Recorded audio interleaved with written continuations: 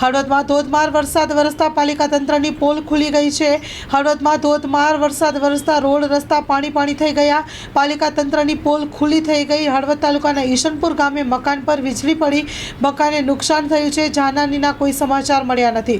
ઘરમાં વાયરિંગ બળી ગયું છે। હળવદ શહેરમાં ભારે ગરમી અને ઉકળાટ બાદ આખરે મેઘરાજાની મહેર વરસી હતી। બપોર પછી ધોધમાર વરસાદ શરૂ થયો।